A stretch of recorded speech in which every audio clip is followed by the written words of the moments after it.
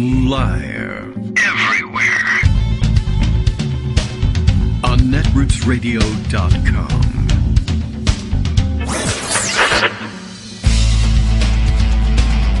David Waldman. Kagro. In the morning. Now, here's David Waldman. Uh-oh. I guess I have to do this now. Okay, good morning. Hey, how you doing, everybody? I'm back in the United States and broadcasting today. It is Monday, August 16th, 2021. Still the case, largely, I think. And I don't know what to tell you. I scheduled a show for myself, so here I am. We were very late in getting back. We got home probably in the door, I don't know, like 2:30 in the morning. Great scheduling. American Airlines did us a huge favor with our connecting flight in Charlotte. This is an interesting new scheduling thing I guess they're doing, where they schedule pilots to fly flights out of, well, in this case, the Charlotte, North Carolina airport. The flights are scheduled to leave before the pilots arrive on their previous flight. It's really interesting. You know, as opposed to the shuttle back and forth thing where the pilot flies in, flies the same route back. We were waiting for some new pilots, or maybe our pilots had been on for too long. Anyway, there were some delays for these guys coming in, and unfortunately that meant us sitting on the tarmac for like an extra hour and a half. We were like one of the last flights out of Charlotte as it was, and it was a long day of traveling, so, you know, I'm a little exhausted. We'll stumble through today's show. Regardless, Greg Dworkin will be here, raring to go, I assume, after 2 weeks of forced hiatus for him. I hope he enjoyed himself. We did. I'll tell you all about what's going on in the small corner of Central America that I visited, the tourist version of that small corner. Anyway, it was very nice. You should all go, but wait a few weeks, you know, till things settle down there a little bit. I think I shook them up, but I think they'll get their feet under them soon. So, I don't know. What can I tell you? I was gone, and I sort of kind of kept in touch with things, checking Twitter at night, and, of course, updating the COVID numbers. So, I got a flavor, anyway, for what was going on here. I understand I left, and let's see. On the one hand, they passed an infrastructure deal. So, okay. On the other hand, it wasn't like, you know, awesome deal or anything. So, there was criticisms on both sides, etc., but we both sides everything. But they did manage to pass an infrastructure program under regular order, so I guess that means things move forward with what still seems to be the plan in the House, according to Speaker Pelosi, still insisting on final passage, and I guess, I know they're going to wait for a signature and an enactment. I don't think they doubt that Joe Biden would sign the thing. And then, but I guess they won't move the bipartisan package, whatever it's supposed to be, until the reconciliation part of it passes. And we haven't heard much about the criticism of the linkage of the two things in a long time, because I guess Republicans wanted to see this thing pass in the Senate, so they stayed quiet about it. Other than that, you know, it was a nice time, sunny occasionally, rainy occasionally. It was rainforest, something, blah, blah, blah. Lots of humidity. Lost Afghanistan while we were gone, I understand, so we'll catch up a little bit on that as well. Coronavirus continues to I don't know. I can't really say rage out of control. That's not the case because so many people have been vaccinated. But still, the numbers very concerning. And people, I guess, the first week or so of my checking Twitter once in a while I was down there was full of stories of people who were apparently on their deathbeds with coronavirus and saying that they were wrong about not getting the vaccine. Well, they were. I don't know if it convinced anybody to go out and get it, but there were some record numbers of vaccinations shortly thereafter. That was nice to see. It was interesting to be in another country, one that has been hard hit by COVID. Costa Rica, very frequently up in the top 10 lists that I do in those evening hours in terms of the number of cases they have. New cases each day by population. They very frequently show up on that. The United States made its way back onto that list while I was gone too. And, you know, about midway through, I sort of realized that at the moment I had chosen to do this traveling, Costa Rica was probably doing better on a daily basis with COVID than the United States had been doing. And they are still taking the disease considerably more seriously than we are here in the United States. I guess it's a function of the type of government and the powers reserved to the government in Costa Rica versus here. Pretty strong, I think, central state there. So they were able to mandate masks everywhere. They are also still doing the hand sanitizing thing.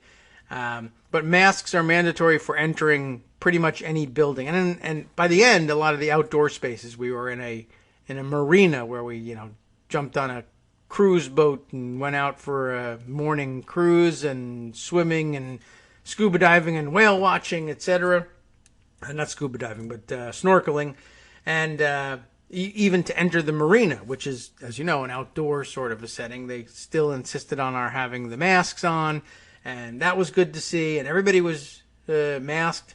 And they were kind of sort of getting over the hand washing, hand sanitizing thing in the sense that not everybody was always doing it, but every store, every tourist spot, every restaurant has placed outside hand washing stations, and at a minimum will insist on spraying your hands in most cases with alcohol or some sort of alcohol solution. That wasn't universally enforced, but most restaurants insisted on it. And they have the advantage of having most of their buildings be open air. So that was kind of interesting too. And I felt, okay about it. This was the first time throughout the pandemic that my family and I had eaten at restaurants, sat down and eaten there. We'd done a lot of takeout, but we hadn't eaten in any yet. And I was, that was a nice break, that everything was sort of open air, so that at least there was lots of air circulation. Probably the most dangerous thing we did was catch a connecting flight at Miami Airport. And I mean, we were there for like 4 hours, so I'm double masking. I had KN94 masks, or KF94, I guess they call those ones that we got there. Korean masks, not the KN95 from China, but the KN, KF, K, whatever it is, 94, 1% less effective coming from Korea. I don't know. But anyway, all went well. The trip was very nice. There was lots of coronavirus precautions going on, but we had a vacation nonetheless. And that's it. So that's Central America for you. The end. There's nothing else to learn. It was great, fantastic. I don't know. I don't want to bore you with the details of the trip, but I probably will anyway at some point. But first, I'm going to board Greg Dworkin with them as I answer the phone here and jump into this thing. Good morning, Greg. How are you? How have you been? Doing okay. We got a few things to talk about here. I heard that some things happened, something that was going on for 20 years, and they finished it while I was away or something. So that's one of the many All things. true. Yeah. Also a pandemic still going on.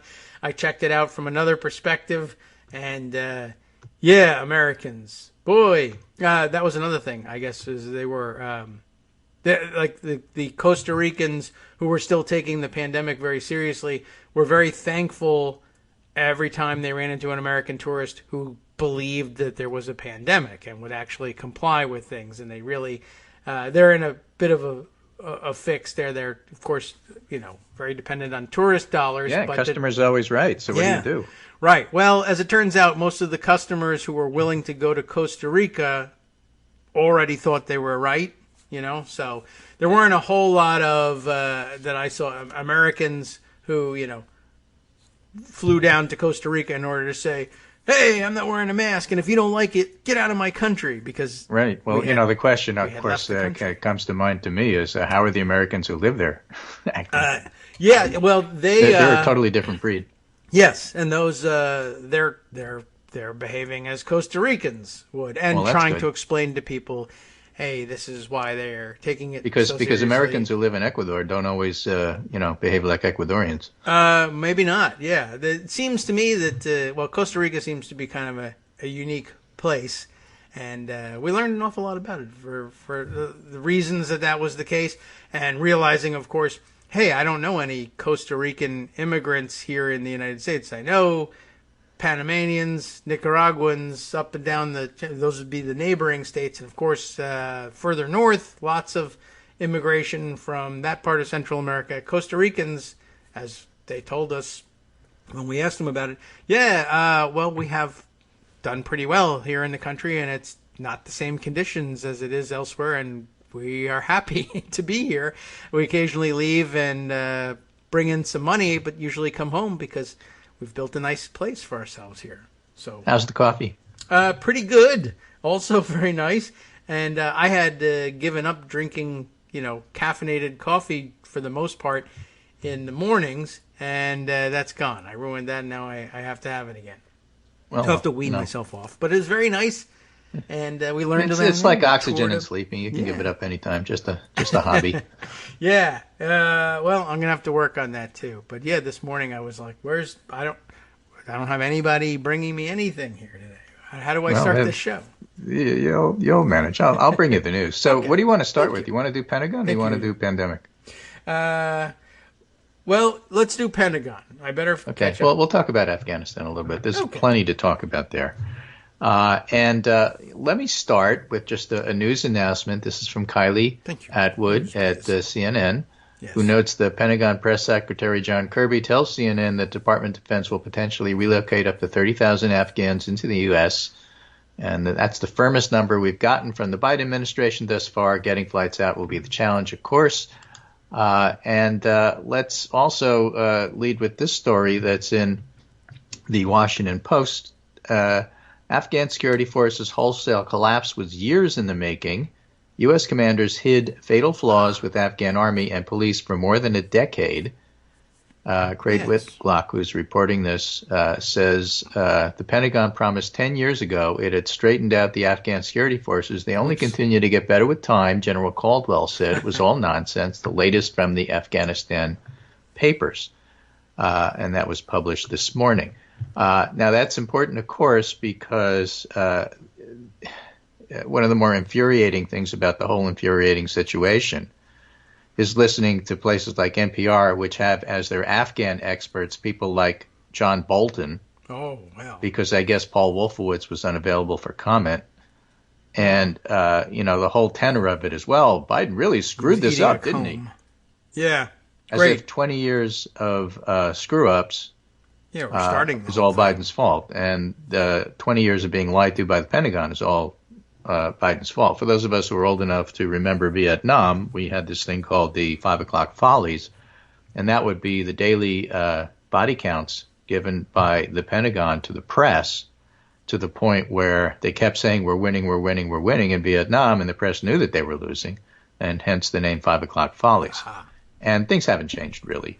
And so this is a really, really messy situation. It's not good. Nobody should make it good. Nobody should compliment Biden on how he's doing here. But there's so much more going on. So let me give you a couple of threads from Twitter, because not all the good stories have been written yet. It's just breaking so quickly.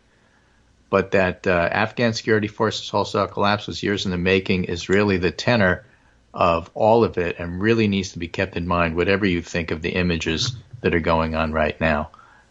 So this is Laura Jadid, who is an Afghan veteran, and writes on Twitter, boy, howdy, am I having a lot of feelings about Afghanistan today. I deployed there twice, once in 2008 and once in 2009, 2010. It was already obvious that the Taliban would sweep through the very instant we left. I mean, everybody predicted this, is what I'm saying. Everybody. The idea that this is an intelligence failure is ridiculous. Everybody knew that this was going to happen. And if you step back and look at the big picture here, since it was going to happen, this is Joe Biden saying, okay, bad investment. Let's just get out before we throw good money after bad. And it's going to be messy regardless. I'll take the heat for it. Now, that's wise, not wise. We'll get to that. But that's basically what's going on here. So she says, here we are today. I know how bad the Taliban is. I know what they do to women and little boys. I know what they're going to do to the interpreters and the people who cooperated with us. It's awful. It's bad. But we're leaving. And all I feel is grim relief. Afghanistan is a dusty beige nightmare of a place full of proud, brave people who did not frickin' want us there. We called them Hajis and worse, and they were better than we were, braver and stronger and smarter. I remember going through the phones of the people we detained and finding clip after clip of Bollywood musicals, women singing in fields of flowers, and rarely did I find anything incriminating.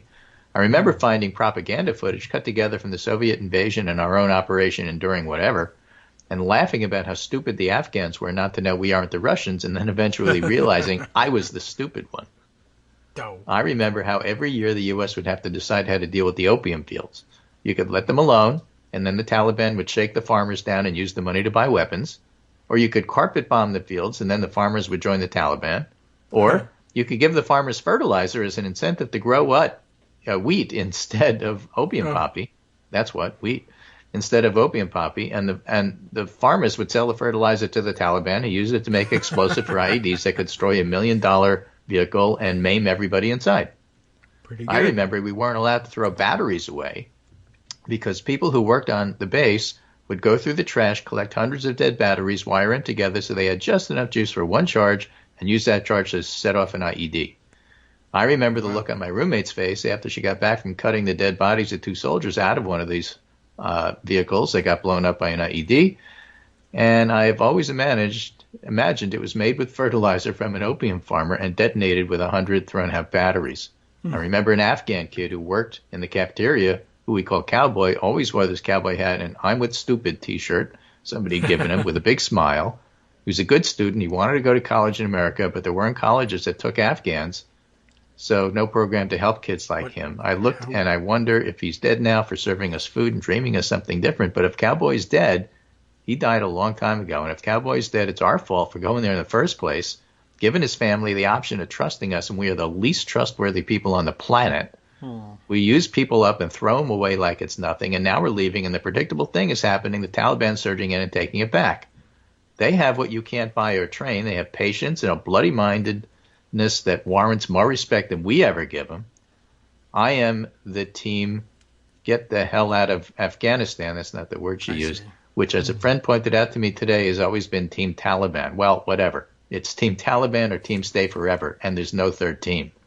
So I'm sitting here reading these sad freaking tweets about the suffering in Afghanistan and the horror of the Taliban and how awful it is, and I can't stop feeling this grim happiness, like, finally, you assholes, finally you have seen it too.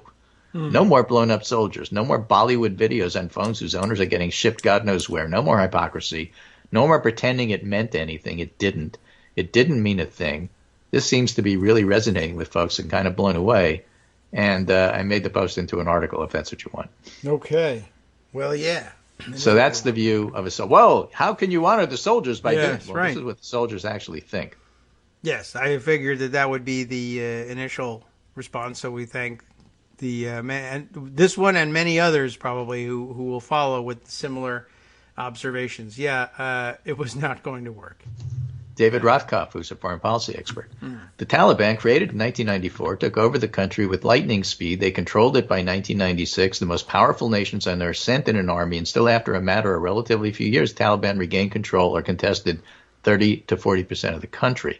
U.S. military for 2 decades overstated its ability to change the ground truth of this country. In recent years, the Taliban regaining again. The last administration recognized they were the real power and effectively capitulated to them.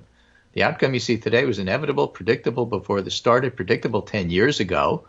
The advocates for keeping a force there ignore the gains achieved by the Taliban while we had a force there. The efforts to create a counterforce controlled by the Afghan government were from the start a shit show, and few who viewed them up close had any faith in their ability. Corruption and incompetence undercut the best efforts of a valiant, committed, and capable few.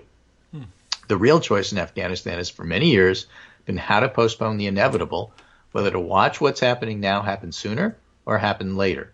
For the U.S. military and many politicians, it's been an exercise in ass-covering, trying to avoid blame and shame. Recently it became clear that our choice was limited on that front, too.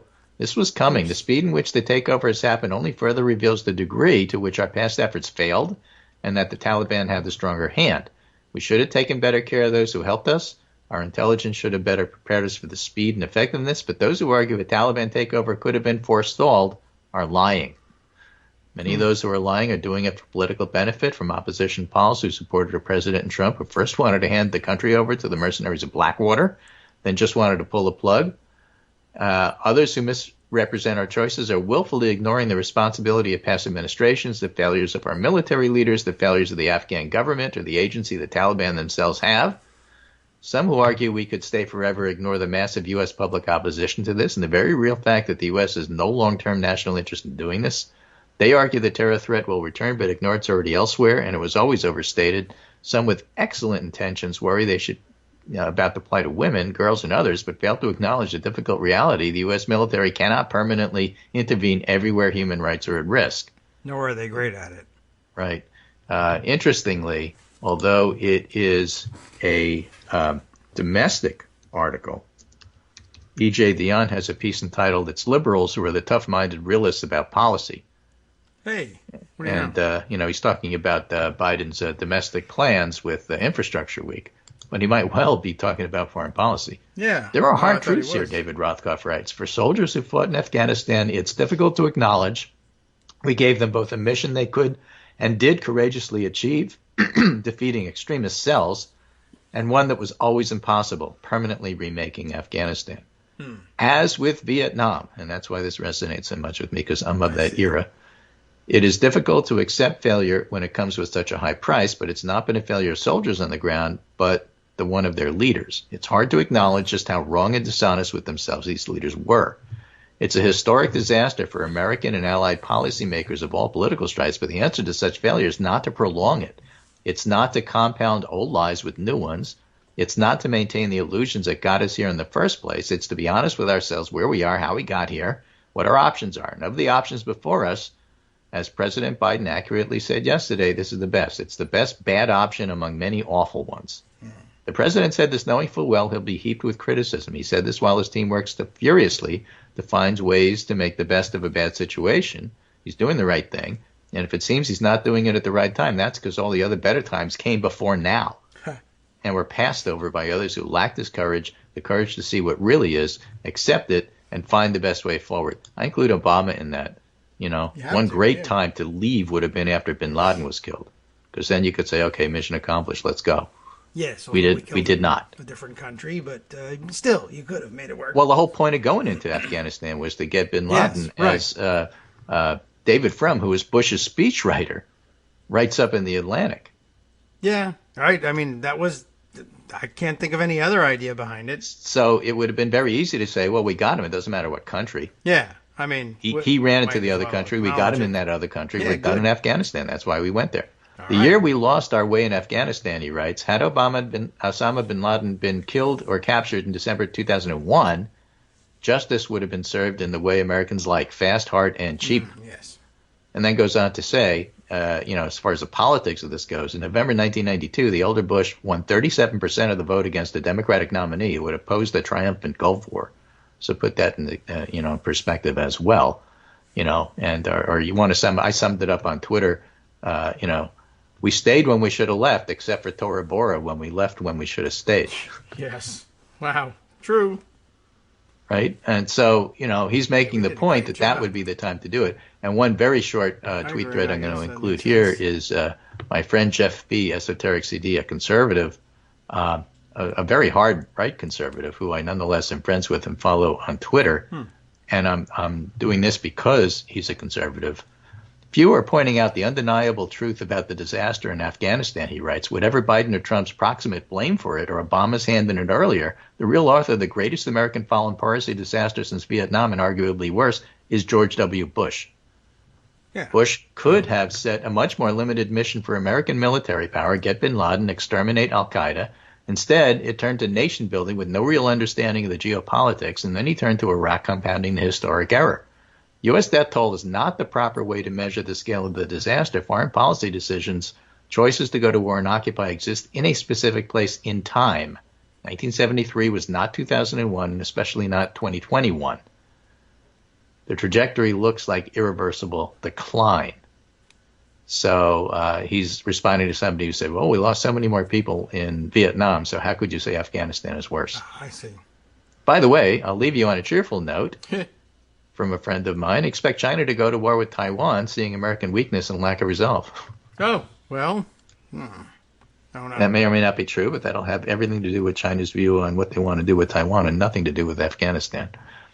He's my conservative friend, but that doesn't mean I agree with everything he writes. I just think it was interesting that conservatives aren't knee-jerk reacting to this the way GOP politicians are. GOP politicians are in kind of a bind. Yeah. They have to posture and make a lot of noise because their party position, just scrubbed yesterday by Rona Romney Murphy McMee, whatever her name is, was that get out of Afghanistan as soon as possible, just the way Donald Trump says. Right. And then that's gone. Yeah. The webpage was taken down yesterday. I don't really understand how that could possibly be the case, but a lot of people videotaped him saying that and tweeted it around, so it's still out there, but that doesn't matter to them. It's amazing that they are interested in representing that's their position when everybody saw them erase it, but, American Taliban, what are you going to do? Right, and Trump's position is right thing, wrong way, so it'd be very interesting to watch them break with him. They have to on this issue because they need the club to hit Democrats with, and so they're not going to listen to Trump. They're going to say, no, we should have stayed forever. Well, and that's not what the public wants. So, they're kind of I'm not jumping to say, oh, this is bad politics for Biden. It's a terrible look. It's a terrible situation.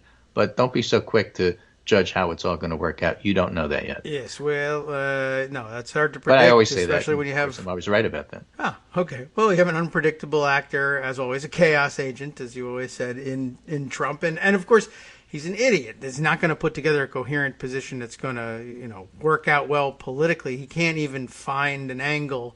So remember what David Frum said about the elder Bush. Okay. And remember that, the GOP is scrubbing their previous positions before you jump to and remember that the public wants out. Right. They've given up on this war. So before you jump to the idea that, well, this is terrible for Biden, you don't know that. Yeah, they may just be very don't know happy that with yet. it. There's a lot of complex stuff to work itself out. And Damir Morisic, who is a foreign policy expert, senior fellow at the Atlantic Council, please note the Army had begun folding early last year. For all the status quo was sustainable, folks. The deals initially offered early last year, says the Washington Post, were often described by Afghan officials as ceasefires, but Taliban leaders were in fact offering money in exchange for government forces to hand over the weapons, according to an Afghan officer and a U.S. official.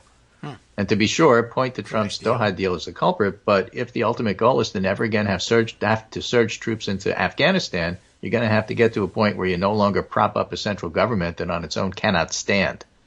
None of this absolves the Biden folks for the hasty and ugly withdrawal, but please, let's not have our horror at how badly this was done lead us into idealist fantasies about how we didn't have to lose. We were losing. Our project was collapsing. And this one from Josh Marshall. If it's too long and you don't have time to read it, I'll give you the key line here. Processing 10 years of denial in 10 hours is rough. Just 10. Okay. After Sunday, it's even more clear Biden was right, he writes. Americans, or at least the commenting classes, are watching aghast as events unfold in Afghanistan. Some are second-guessing the wisdom of withdrawal. After all, how hard is it to maintain a few thousand soldiers there permanently? Others are taking the more comfortable position of saying, yes, we had to leave, but this just wasn't the right way. I must be the only person in America who's having exactly the opposite reaction. The more I see, the more I'm convinced this was the right decision, both what I see on the ground and perhaps even more the reaction here in the U.S. It's crystal clear the Afghan National Army and the Afghan state were an illusion. It could not survive first contact with post-U.S. military reality. As is so often the case in life with bad investments, bad relationships, what we're doing there was staying to delay our reckoning with the consequences of the reality, and that's a bad idea. But as I've said in other posts over the last 2 days, we knew this part. What has been deeply revealing to me is the American response, and here I mean to say the most prominent media and political voices. NPR having Bolden on to comment. It's true, this is quicker than I figured, not that I'd given the precise timing a lot of thought, and it seems to be quicker than the White House figured, but by a month, 3 months, does that matter? I don't see why. If anything, given the outcome, quicker is better. But what the reaction has demonstrated to me is the sheer depth of denial, the inability to accept the reality of the situation, and he references Maggie Hassan, George Packer, virtually everything Richard Engel has been writing on Twitter for the last 24 hours, all so much the cant of empire. But more than this, simply unwise. For better or worse, I'm bought into the post-World War II American project. which makes me more conventional in my thinking about foreign policy and national security than ever. So it's 9:30, time for a break? Yes, except I forgot to do it, so I don't know. we can take it now. Okay, it's 9:30. Yeah, that was one of the buttons I forgot to hit today. Was the welcome timers. back. Get into the stream of things. Do not try this at home, kids. Oh my God. Okay. So you can always kick the can a bit further down the road, writes Josh Marshall. The perpetual effort to stand up an Afghan government that could exist on its own did not work. That doesn't mean the decision to topple the Taliban government in 2001 was a mistake, but that was 20 years ago. We're living in a dramatically different world. We've been in a perpetual occupation in pursuit of no clear strategy, and at a certain point, you have to realize that and act accordingly. I find convincing this suggestion that Biden refused a more phased or circumstance-based withdrawal precisely because he had seen up close how Obama had been rolled by the Pentagon a decade ago. Then writes about Enter Hadrian and Hadrian's Wall, which was attempting to protect the Roman Empire from the Picts up in Scotland. Right. And frustrated with the marauding and managing the tribes, Emperor Antoninus, who came next, constructed a new wall 100 miles further north while the Romans tried to pacify the 100-mile stretch between the two walls, and that didn't work, so they fell back to Hadrian's Wall, and not everything works. Sigh. Yeah. So somebody had to make the decision that Bush, Obama, and Trump did not, and apparently could not, so Biden did. Yeah, I guess so, and it was largely forced on him too. That's one of the things that I've sort of forgotten, or I'm seeing people forget, is that the last couple weeks of the Trump administration, when he wasn't trying to overthrow the United States government, he was madly scrambling and handing out orders, and we found out about it in all the post-administration books that were excerpted in Washington Post and elsewhere, that he spent the last couple weeks of his administration pushing for this kind of withdrawal, this precipitous withdrawal, and damn the consequences because they won't fall on me. And it worked out pretty much like it looked like if you think he was the kind of person who would be making plans, that he might have been planning to have the consequences fall on Biden. But then interestingly, now he's of course giving these speeches about how what a terrible idea it was, ignoring the fact that it was largely his idea to do it this way. But I don't know. Maybe it could be part of a plan, maybe that he's executing and saying, then my next part of my plan will be to deny that I did the first part of the plan and just blame it all on Biden, which, will probably work with his supporters. And sure, why are you blaming me? With I the was rest of the media president. too. Yeah, exactly. But I you're blaming remember me reading for the excerpts. pandemic and for what happened in Afghanistan. I wasn't even there. Right. Yeah, and Obama's fault. What was it? Even pre-Trump, this just occurred to me. We think of Trump as having changed the American conservative psyche, I guess, in some way, and changing the way they deal with everything. But I'm thinking about prior to Trump's election, the number of, and I guess just after his election, the number of conservative Republicans interviewed on the street who, when prompted, would agree that, yes, Obama let America down by allowing the 9/11 attacks on his watch. Which, well, what? What really changed conservative culture, frankly, was George W. Bush. And you and I are veterans of the Iraqi war era blogging. Nah. And after Bush was out of power and Obama won, they turned on him. Yeah. All right. They only needed him while he was there. But whether it was the neocons like Dick Cheney, Liz Cheney's father, or whether it was just conservatives in general or conservative voters in general, they became pretty anti-war after Bush left. Yeah, they did, didn't they? It's amazing how quickly they they did turn on him, and yet so many, well, at least Republican politicians, still refusing to turn on Trump. Why not? Yeah. It's interesting. Again, Infrastructure Week passed despite Trump's protestations that it shouldn't. Yes. So one could argue that the senators already started to distance themselves from Trump, whereas the House has not. I wanted to, well, maybe that'll make another interesting discussion. I put away an article, and it's never really fully developed, but maybe midway through the hiatus, there was a moment there where it looked like the Republican Senate Republican plan was to credit the infrastructure deal to Trump somehow. And I don't know whether it was that's just too foolish, too crazy, it's dumb, let's abandon it. But they rolled that out early on, and I somewhere I have the article of one of the first senators to bring it out this way and to say, yeah, we've got a deal in place. Couldn't have happened without Donald Trump. President Trump really wanted an infrastructure deal, and he pushed us to make this deal. And then I guess maybe it was afterwards Trump then said, no, I hate this deal. Everyone should vote against it. And then they said, all right, forget this. I don't know. But I'm amazed that there was even a moment among Republican senators where they said, yeah, you know what would be a really smart thing to do and I think would work out is if we try to credit Trump with this. And then what? But I think it might be just some senator running for re-election saying, if I say this, he'll endorse me. Maybe. I don't know. Yeah, but you can't work with him because whatever it is, he'll turn around and bury a knife in your back in moments. The thing is about infrastructure, which happened while you were away. Yes. Is that Mitch McConnell came to the realization that was his best last chance to preserve the filibuster. So we did it. Yes. That sounds like how I figured he might have thought it through. There's no other way, and there's no other reason, and it's the last time it'll happen. But, there it is. So Biden got what he wanted, because presidents generally do. Biden will get his Afghanistan withdrawal because that's what presidents generally get what they want. Mm-hmm. John Harwood just tweeting right now. Retired Lieutenant General Doug Lute on CNN New Day says today's rout in Afghanistan is years in the making. We built a house of sand.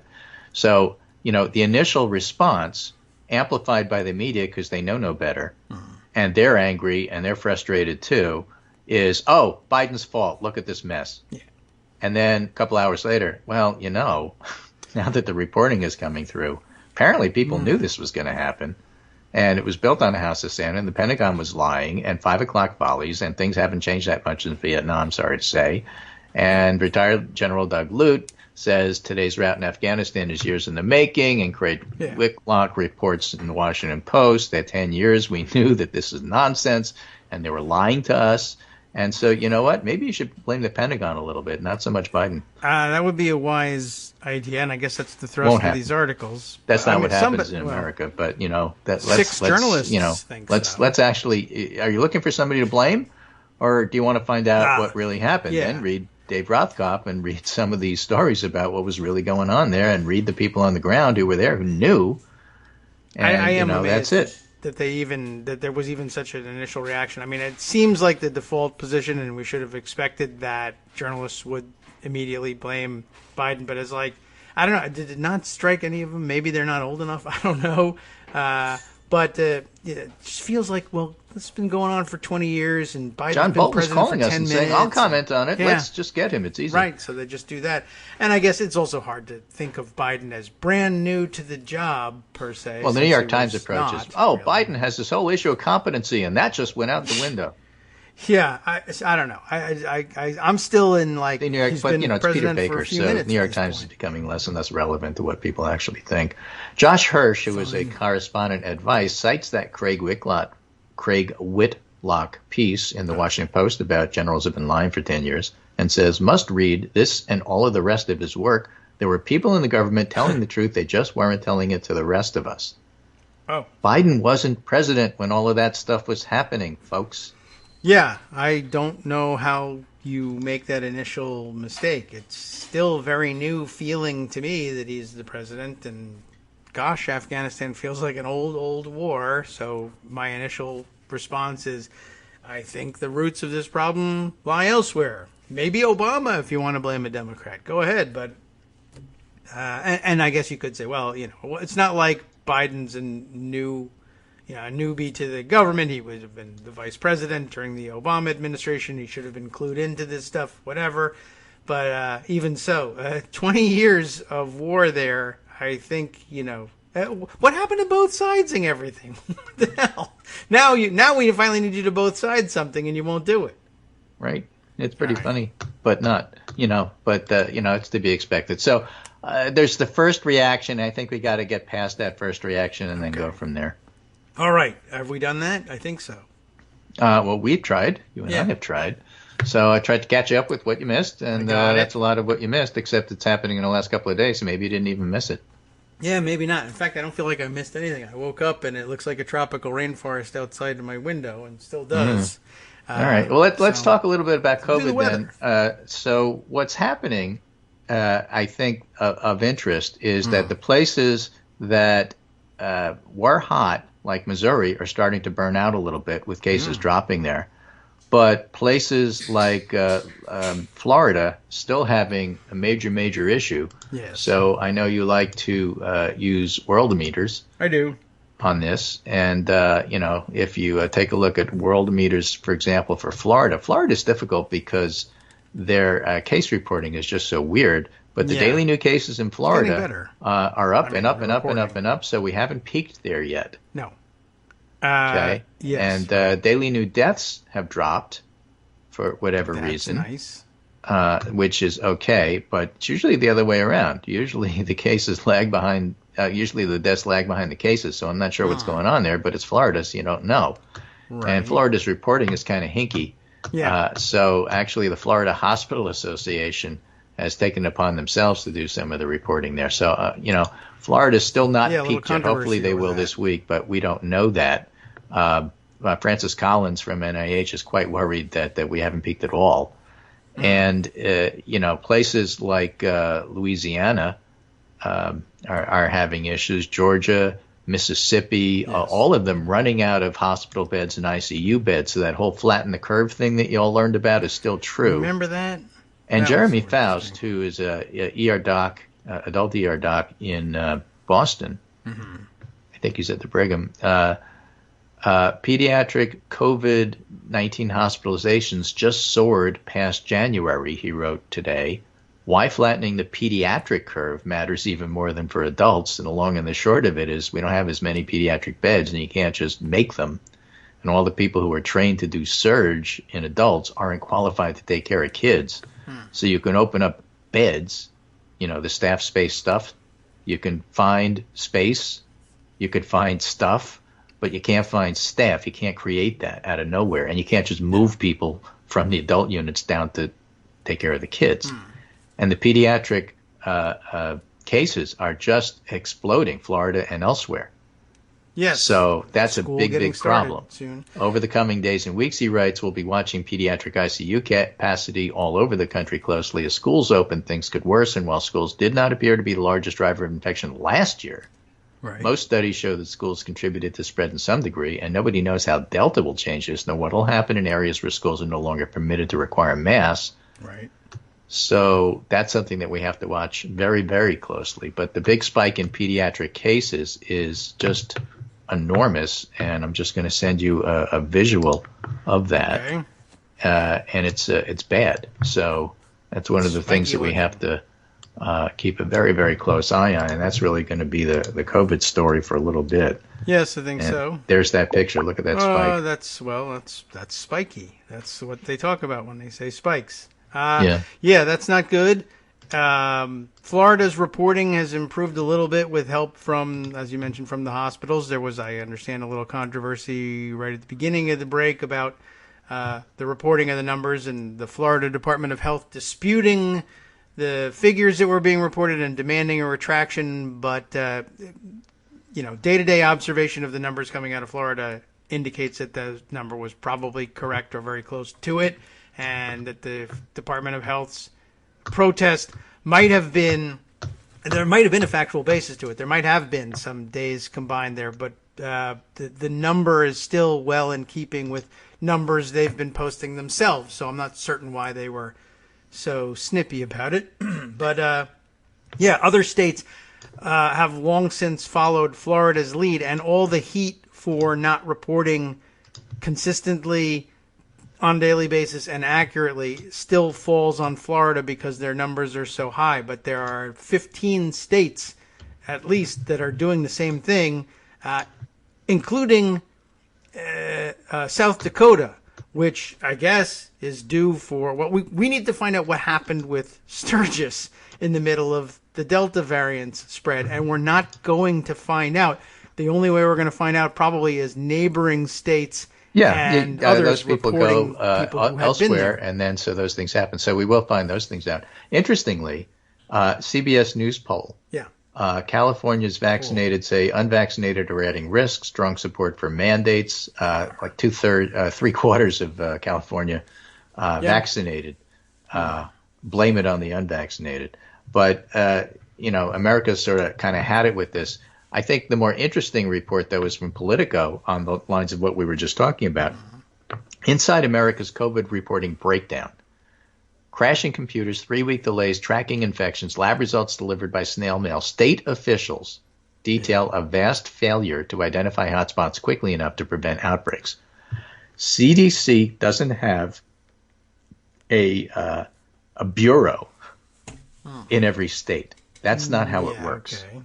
CDC uses state health departments as a patchwork to get information to them, which works when it's slow, like let's just figure out what happened over the last flu season. Okay.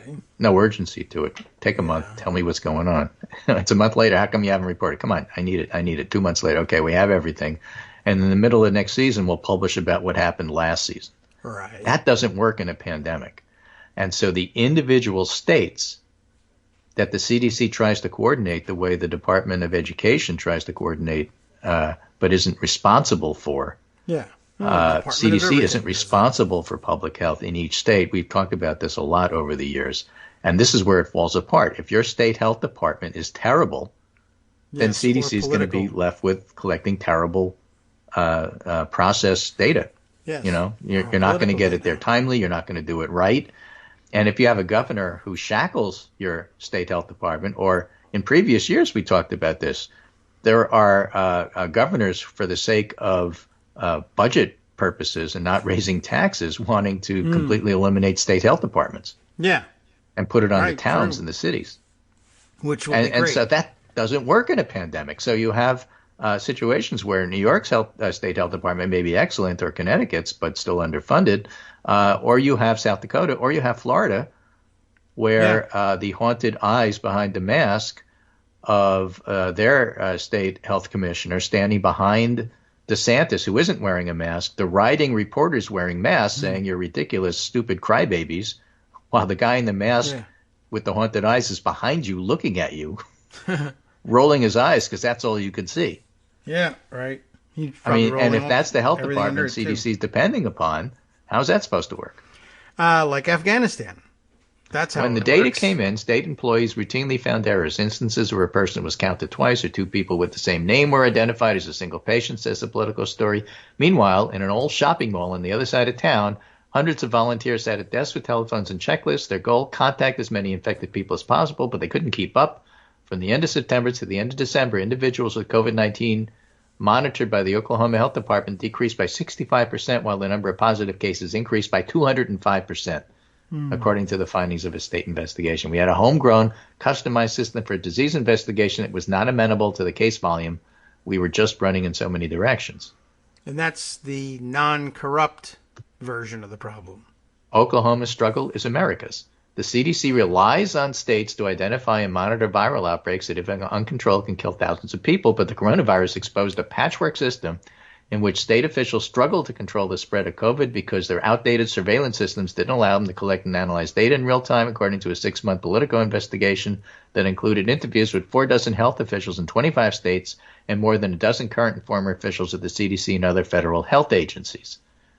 And, basically I'm reminded, and this must be, 10 years ago when I was working on pandemic prep for flu, I met with my state health department folks who were happy to see me and talk to me, but were limited in what they could do. Yeah. And the state health commissioner wasn't the person I met with. That's a political appointment. But his assistant, who was basically the coordinator for pandemic preparation, had me in his office and showed me on his computer, outdated computer. My phone was more up to date than what he had. Was showing some of the data, and I said, yeah, but that's not up to date. You have this site, and this site, and he said, yeah, but we're not allowed to go there because the computer limits outside sites in terms of what I can link to. They're monitoring that, and I can only look at official sites. I said, wait, what? You're the health department, and you can't go to at the time didn't exist, but I'm just using an analogy. You can't go to Worldometers or Johns Hopkins and check that. No, it's not official. Right. I can't look at that stuff. I can only look at what we have, which is the information from the local health departments. But it's inadequate. I know, but that's the limit. And that's how the state health department works. And we have a good computer. Yeah, wow. Well, it reminds me of like the laptops that they give the students at my son's schools. They're, helpful and all, but they're only allowed to go to certain sites. So when they have to do research for something, they have to come home and do it there. And use the Yes, exactly. And so, it's you limit yourself, and then you wonder how come, you're not nimble. Yeah. All right. I mean, and this is a great it's a very important story to tell, and it doesn't even touch on, like we said, the states where the governors say, for political purposes, I actually need to ignore this pandemic and do the opposite of the things that you would normally suggest, because there's a guy who ran for president once who said it's all upside down and backwards, and you need to be upside down and backwards too. So that's what we're doing. So even in a perfect world with a health department that had the latest technology and could be nimble, you might have a governor that says, don't be. And there's 15 of them, and they all think they're going to be elected president based on I don't know what, but in the meantime, everybody in their state is catching it and dying, and they're just saying, just don't tell anybody and we'll be fine. Right. So you can't especially do with the issue of what needs to happen with pediatric cases. Mm-hmm. Don't be so quick to figure out the politics of how this is all going to work out. DeSantis isn't necessarily in a winning position. I can't see it. He's taking heat from everybody. And if and when things get worse there, he's the responsible party. That's the way it works. I hope so. CBS News poll, YouGov, recent rise in states' coronavirus cases was preventable. 72% say Californians, 28% not preventable. All right. When California's vaccinated, describe people unwilling to get the vaccine. Another phrase they select is they're being misled by false information, in addition to the emotional response of being upset. Far fewer of the fully vaccinated say they respect the decision of those who won't. Okay.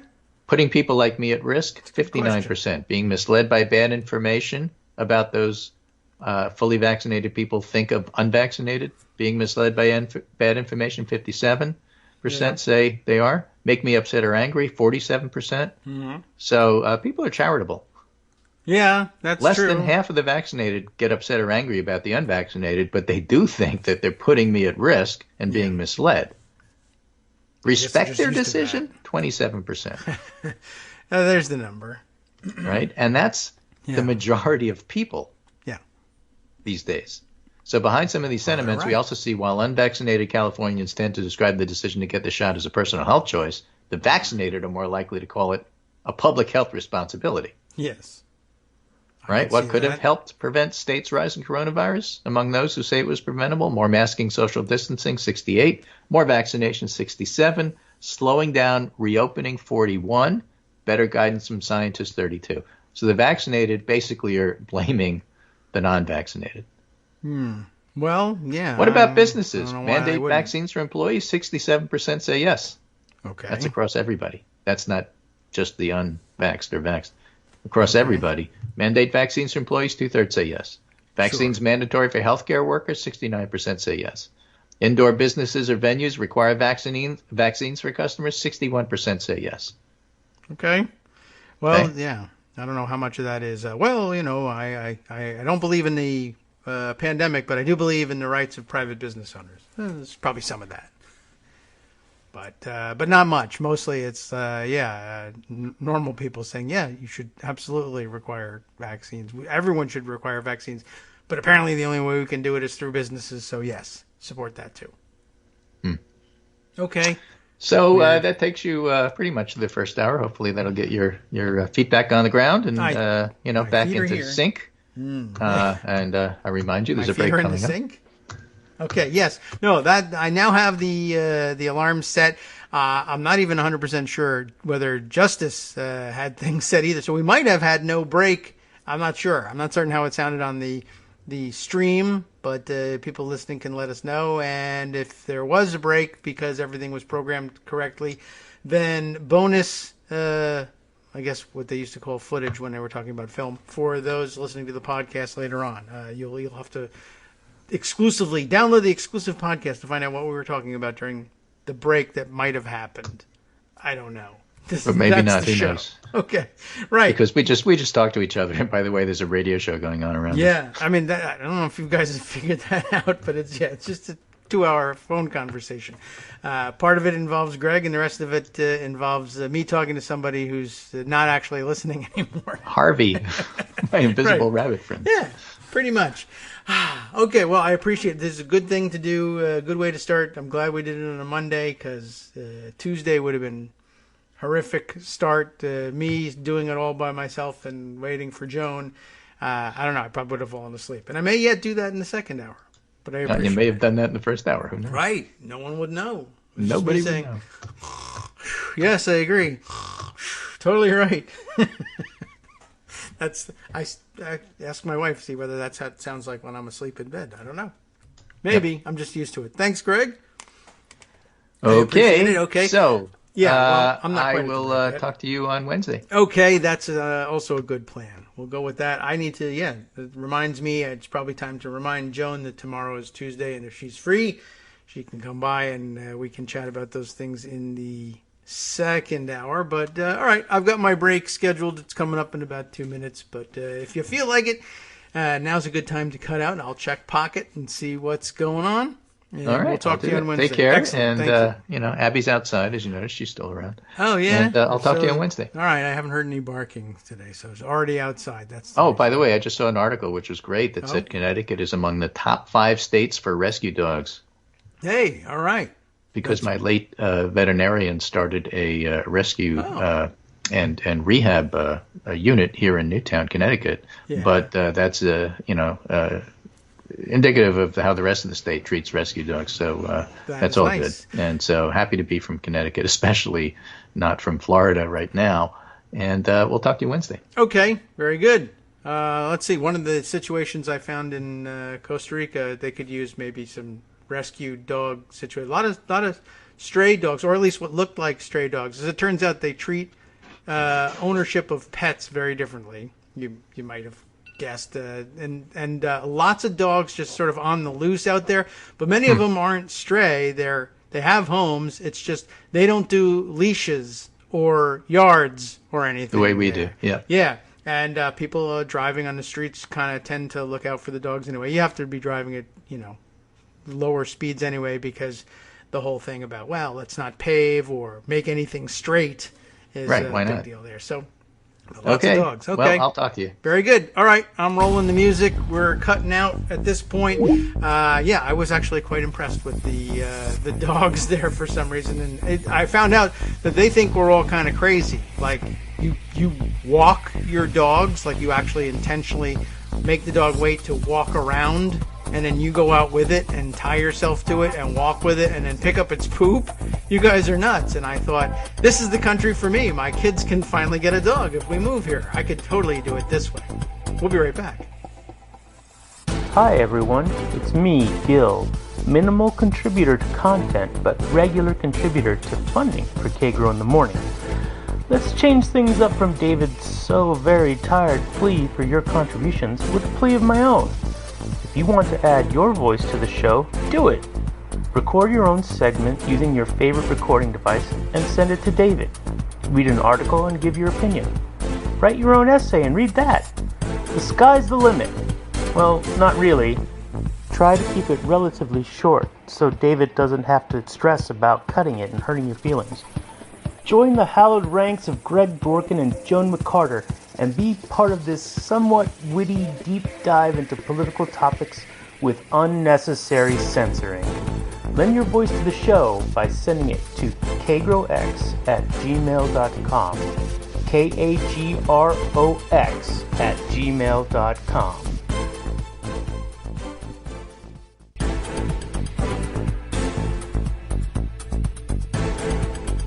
All right, welcome back now to the Kagro in the Morning Show here on Netflix Radio. I remembered just at the last second there. Oh, yeah, this is the part where I do the rest of the show. Now I'm okay. Thanks to Carla for tweeting to me that there was, in fact, a break. That's good news. And I think there's, I don't know. Let's see. Have we heard from you before during the show, Carla? I don't know.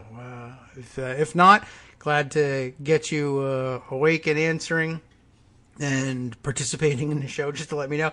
Yeah, so there was a break, so that means those of you who were listening live wondering why did they just stop talking, and they rolled some semi-commercial sounding sorts of things and some music, and then they came back in the middle of a sentence, and then they realized the next sentence that they didn't do the break. You'll find out the top secret conversation that took place at that point, and it will only cost you an extra $100 or something. I don't know. We should do that. That's the way to do it, right? Maybe we can monetize the show that way. If you want the missing 5 minutes of the show from all the breaks, which is usually us coughing or saying, I forgot to do this story, then you can subscribe to the super secret thing. Libsyn has all sorts of little features where you can do, subscription only content and all that stuff.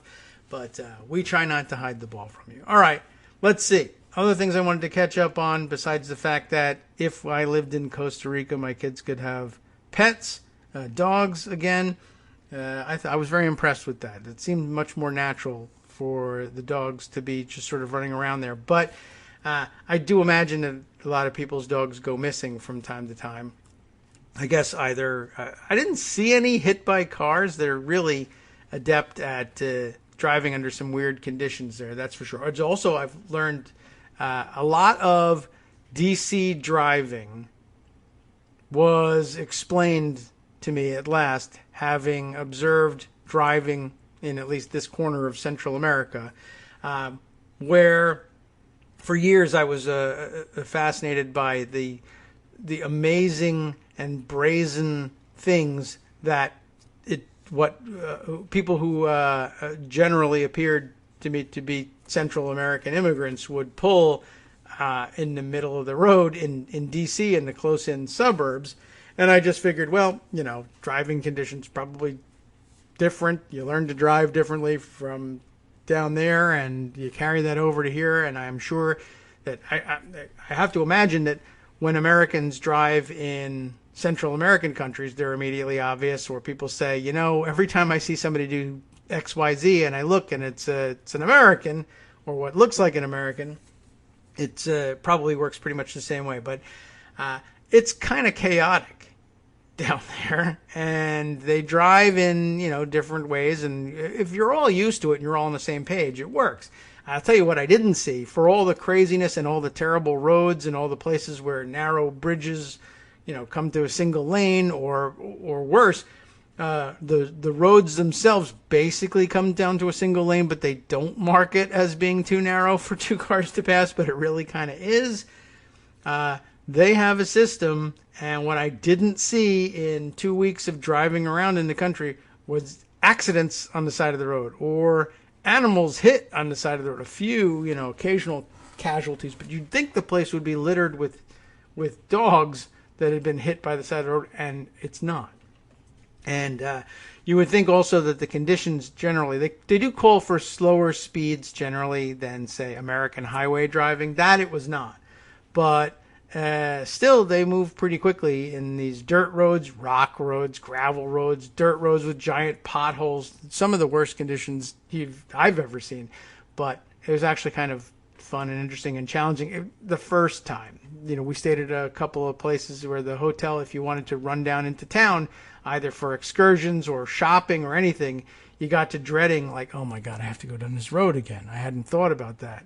But I need to go to the store for whatever, Hugo of some kind for the kids. The kids, I will say, enjoyed it immensely and ate and drank lots of things that they now, I think, want me to go to the Latin American stores to look for, to get them some juices and snacks that they grew used to in the 2 weeks there. But anyway, I don't know. I was just kind of impressed with the idea that people were like, yeah, dogs, animals, right? Outside. They walk around. They go not to the bathroom, but, our euphemism, they go to the bathroom. No, they don't. They go anywhere they want. But I didn't see anybody wasting any part of their day picking up dog poop, I'll tell you that. And it seems to work out just fine. I don't know whether people's dogs get eaten by jaguars or anything, but I guess not. They seem to have had they seem to have worked it out. Anyway, it was terrific. Brian Monroe says that he also made it down to Costa Rica about 5 years ago. I recall, he says, navigating cows and chickens in the central parts of the country. Lovely country at that, and it is. And also I learned down there, although less from people telling me anything than from reading on it, that not to refer to yourself as American. Of course, Brian wouldn't have while he was down there, although maybe he would, but for the right reason. But they will remind you, if you just say you're American, they'll say, I'm American too. We're in Central America here. This is the center of America. Why do you think the center of America is up where you live? I don't know. Or that it's the only America, but it isn't.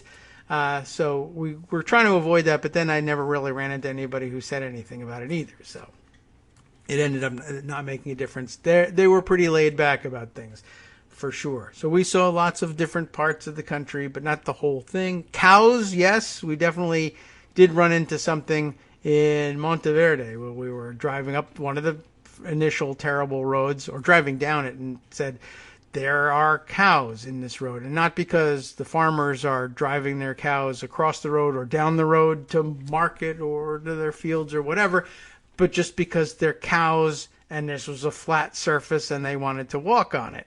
And why are the cows out here? Because they're out here, because they're animals, and that's what animals do. They go places. And these cows, I guess they do get herded up the hill in the morning by the farmers, set out to an enclosed pasture. But then at the end of the day, you know how the old saying goes, right? Something goes on until the cows come home. This was the cows coming home. They don't have to herd them back. So, I don't know. Sort of an interesting encounter. We also did do a ATV ride at one point that was blocked by a mule. That was fun. A very Central American moment, I thought. And lots of fun. Is this, Brian sent me a picture of his volcano from central Costa Rica. And is that the volcano? How many volcanoes have they got? Because I saw a volcano too, and it looked like that one. But that's what volcanoes look like? They have a lot of volcanoes. Okay, I figured they seemed like a pretty volcanic country.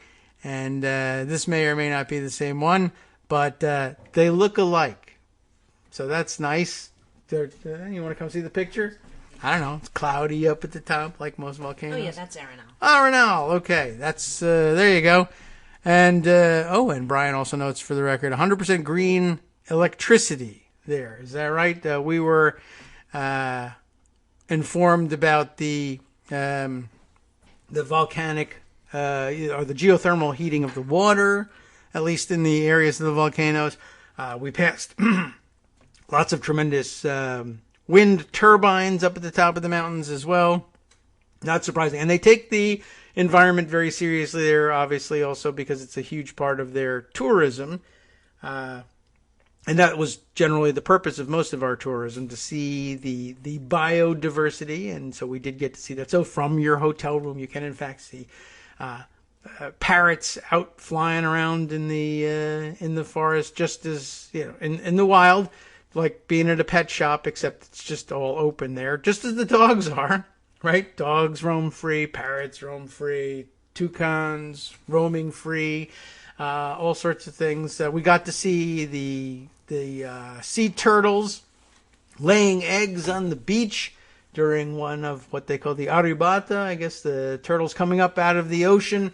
And I guess we missed the peak night of it, but we did catch the end of it, and it was kind of cool to see turtles, just like you see them on National Geographic, coming out and digging the nests and laying the eggs and going back in. And, lots of signs to watch out for the wildlife, and all sorts of things, including the much less fun feature of their septic system being a little bit hinky, but they didn't really want to overbuild that, I guess. And I guess one of the practices there that probably puts Americans off on the first trip, United States Americans, when they visit the area, and take some getting used to, is, you don't flush the toilet paper there. Although people who are backpackers apparently are used to some of this as well, and you're supposed to dispose of the toilet paper or anything else that you might otherwise flush down the toilet besides the waste itself in a waste basket nearby. And like, really? You just put it in there? And yeah, I guess so. So that seems like a fun job, is getting rid of that stuff. Anyway, otherwise, nice coffee. We enjoyed it. The chocolate, terrific, fantastic stuff. Everybody had a good time eating there and exploring the markets and eating the crazy fruit there, and lots of fun. You should go if you can. And by all means, Costa Ricans, come up and visit. Oh, and by the way, if you're looking to get back there, a great business would be all the guides to all the outdoor adventures that we went to. All apparently love Columbia brand, the lightweight summer gear, fishing gear, in particular the PFG. What is it? Performance fishing gear. But all of their lightweight materials will probably be very popular down there. But they all love the PFG Columbia stuff, and they pay top dollar for it. It must be awfully expensive to export down there, or import for them, because they do pay an awful lot. That and Keen sandals, as it turns out, for either water resistant or forget about the damn water walking through all the rains. But very expensive stuff, and they were very jealous to hear that we were able to buy it at like Columbia outlets up here for a quarter of the price of what they pay for things. So if you go down there and you fall in love with the country and you got to go down there and you want to make a business of it, basically your business should be, I think, going to the Columbia outlet, filling up suitcases with PFG fishing gear, and when you go down, you can sell it to the guides or probably even trade it for a guided tour somewhere. Trade them some gear. I don't know. I think it would work out. So try that and let me know how it goes, and then take me with you if it's a success. All right, back to other topics that, let's see, you should see the hodgepodge of stuff that I put away, I mean, very haphazardly during the break in pockets. So some of it was, about half of it was the last day or two. But in between, I put away a couple of things that we definitely should touch on, and we began to touch on when I was talking to Greg. One of the stories I put aside, though, was about Ron DeSantis down in Florida. One, yes, catching the blame as he should for his crazy policies, but two, people saying, well, he's crazy, but he's crazy like a fox. He's running for president, and he's got to capture the Trump vote. So he's trying to be as Trumpy as possible to his approach to the pandemic. But he's got competition, as I said, up in South Dakota, where they just had their Sturgis motorcycle rally event concurrent with my excursion to Costa Rica. A lot of motorcycles in Costa Rica, by the way. Not the Harley type, but the mountain type motorbike. I guess more like the old motocross bikes, because, of course, they got to deal with those roads. I don't know if you could do a Harley on... I guess you could do it anywhere, but I don't know why you would, because... you'll wreck it, and it'll cost you a lot more money. Anyway, Sturgis ongoing, and no chance in hell that you'll ever find out from South Dakotans what happened there. Although lots of people were pointing out the problem with having Sturgis at all, but having it during the rise of the Delta variant is, and maybe this might actually help in eventually in defeating the surge of Delta variant, is that it takes hold and shows symptoms much quicker than the original variants, or the original virus and then the original variants, where you remember we were all, you'd have to hold your breath for 2 weeks waiting to see whether or not you contracted the virus and whether you started to see symptoms. And Delta can produce symptoms much more quickly, and apparently it's a number of days, 4 days or so was I think what I saw thrown out at some point as the incubation period, which is actually, I think, probably more helpful in controlling the spread, because if 2 weeks you start to forget, and you figure after 1 week you're kind of like, I know, intellectually I'm supposed to be waiting 2 weeks, but it's been a week and I feel fine, so I'm going to be okay. And then, of course, you don't develop symptoms until it's too late, 2 weeks out, but the week in between when you decided you were feeling fine, so you were probably okay. And when the symptoms showed up, you were at your, at your most contagious, and you were out and about doing dumb things. So in a weird way, I think Delta variant, maybe it does burn itself out a little more quickly because people become sick quicker and become believers quicker. The 2-week waiting period also, in addition to incubating the disease, also incubated doubt about the disease in people who, weren't thinking about what was going on. Whereas if you develop symptoms in 4 days, you become a believer much quicker. Maybe that's why we have all the confessional videos now. That plus, of course, the vaccine. They can blame it on, say, I didn't get the vaccine, and so therefore I have this problem. Whereas I think they become believers, also partially because I saw somebody, they called me the next day, they said they were sick, and then 2 days later I was sick. So now I believe in this thing, as opposed to I waited 2 weeks and then I got a cold, and now I'm not a believer. Anyway, in the middle of this Delta variant going around, we have Sturgis, and people were pointing out the thing about Sturgis last time was they all went, and lots of them did get sick, but one, they didn't feel sick until they were back home because it took 2 weeks for them to develop the symptoms, and two, they spent part of that 2-week period riding through the rest of the country, stopping in bars and restaurants along the way and meeting with other people and giving them the COVID bug as well, and they took it elsewhere. This time, with the faster moving Delta variant, people would get sick in Sturgis, and I guess begin to realize just how serious this whole thing could be while they were in Sturgis. If you ride in thinking, I survived last year, it was all just a hoax, it's obviously a hoax this year as well, but you're sick in the middle of the week, you probably, one, become a believer, but two, get sick, go to the hospital right where you are. And on top of all of this, overlay all of this, that the state is overseen by a governor who has a vested interest in pretending it's not happening. And so they stopped reporting daily a long time ago, just like Florida. But Florida, one, began reporting on a regular basis, even if it wasn't daily, and then they kind of quickly abandoned that. Once the numbers began to spiral out of control for them, they began reporting much more frequently, and they may even be back to like 5 days a week at this point. But South Dakota has stayed out, and they were never really all that regular, even with their once a week reporting. It's starting to look like they just might not report at all anymore unless they have to, and that they're getting forced to, but on irregular intervals. So we're going to be flying completely blind in South Dakota, with Sturgis just having taken place during the Delta variant. And to the extent that bikers get sick and go to the hospital in South Dakota, their numbers won't show up. So I guess the more dangerous people are the people who got sick at the end and then rode home. They didn't feel sick when they left, but they felt sick on the road. And who knows what they do with that. Do they continue home and say, I just got to make it home? If I'm going to go to the hospital, I want to do it at home. That makes some sense, but maybe not if you're, out of it and feverish and riding a motorcycle, but who knows?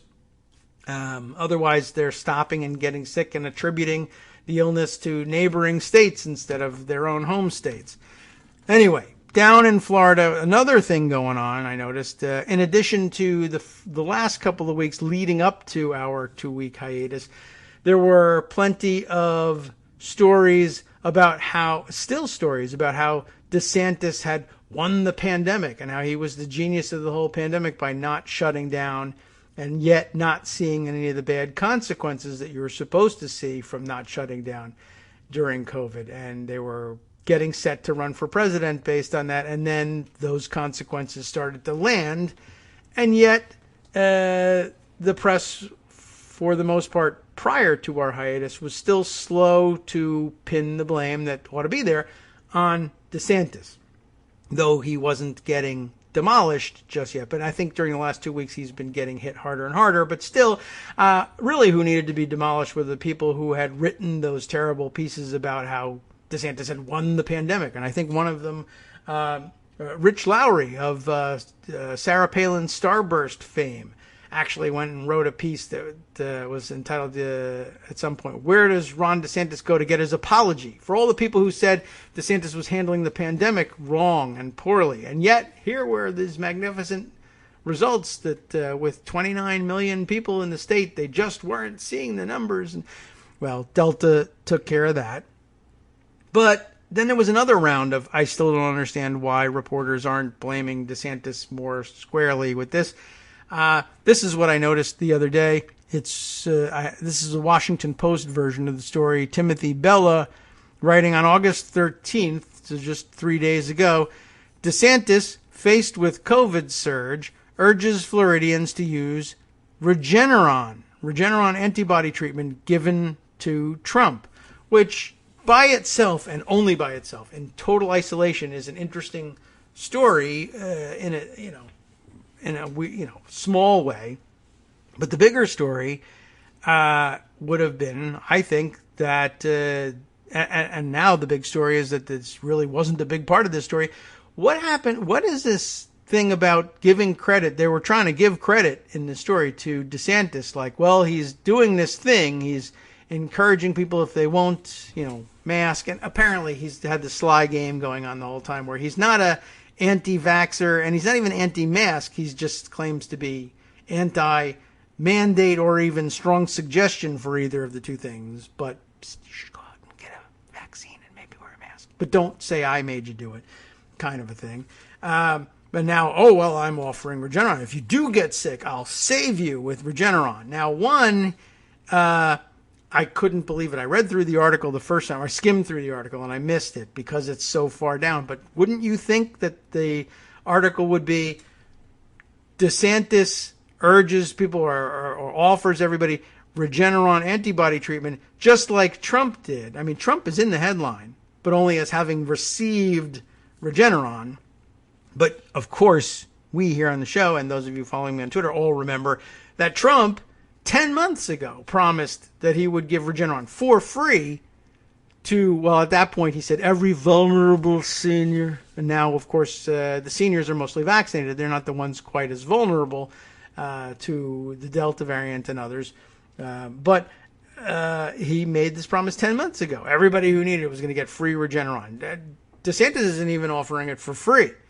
So, I don't know. But the whole story seemed to be about I don't know if it was brave or smart or what they were trying to say about DeSantis, but he was encouraging people to get it and saying, I'll make it available.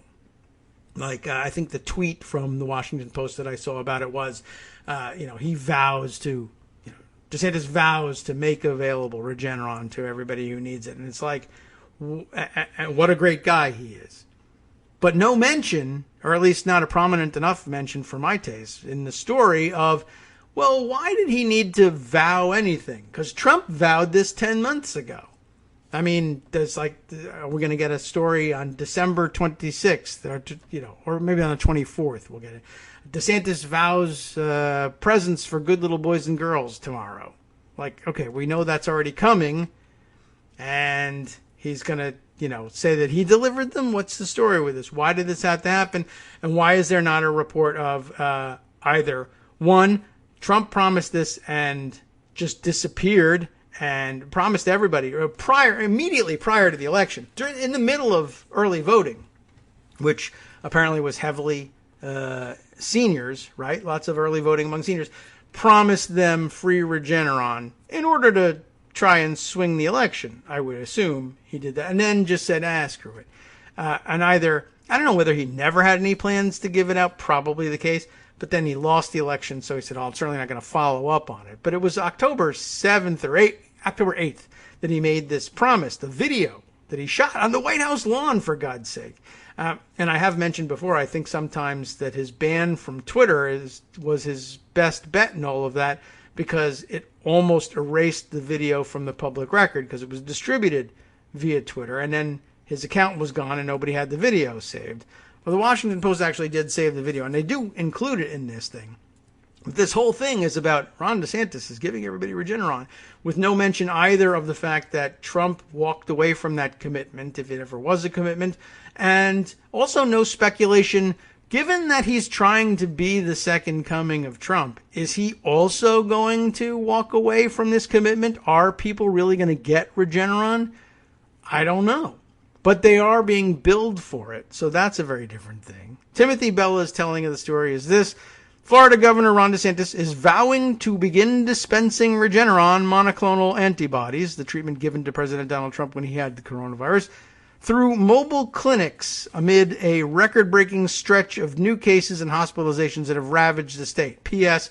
Mobile clinics is tyrannical, jackbooted thugs knocking on your door, going door to door to try to cure people, by the way. Just, remember that a week ago that was a bad thing. A lot of things changed during the hiatus. That actually reminds me, just to make a quick diversion from this. What was it? Oh, yes, right. Congresswoman Cori Bush made a video that also was distributed via social media. And I don't even recall what what it was she was talking about, but she made mention, I note, of the fact that she had hired private security for herself because she felt under threat from, who knows what kinds of thugs giving her problems out there. But at any rate, one of the conservative commentators I happened to catch on Twitter saying, oh, right, well, defund the police but hire private security. Nice hypocrisy, basically, was the message that they were trying to say. And I was like, yeah, it did strike me at that point. Well, one, remember that the original message, one of the original messages from Cori Bush is, police don't work the same way for black people as they do for white people. That was the whole point of this thing. Yeah, defund the police because they don't work, as far as I'm concerned, she would be thinking, or something quite like it. I don't mean to put words in her mouth, but basically that was the complaint. And two, hire private security because, yeah, you got to take care of yourself. We never said no security for anybody. We just said don't pay for exclusively protecting white people with black people's taxes at the very least. Something along those lines. But the police, they don't work. So I got to get some private security. And by the way, in addition to that, like I said, I've been on vacation for a little while here, but did privatization become bad for conservatives while I was away, too? What's this criticism that you are trying to lay at Bush's feet here? Well, it's hypocrisy, right? Well, I don't know. I thought that's what you want to do. Certainly what would you want to do with the fire departments, right? You wanted to have private security, private schools, private fire services for everybody, and if you can't pay for it, screw you. Now, Cori Bush wants to do it. No, it's terrible because the black person is taking advantage of this. All right, this isn't what I wanted to talk about, but I'll come back and do the DeSantis thing after this. Hi, it's me, David Waldman, your host for Kagro in the Morning. I have good news to report. Many more listeners like you are making critical contributions that keep our show on the air. Makes good sense, of course, and patreon.com, Patreon.com, makes it simple. Now you can make easy, secure, recurring monthly contributions to support our show. Patreon.com/KagroX gets you straight to our donation page. Maybe you'd like to thank us for helping keep you sane during the Trump era. Maybe you're looking forward to in-depth explanations of what's going on in the Biden administration. Whatever it is that keeps you listening, we need your help to keep bringing it to you. And hey, if you happen to prefer using PayPal or even the Square Cash app, we're up and running with those options too. Thanks again, everyone, for all your support. We literally could not do this without you.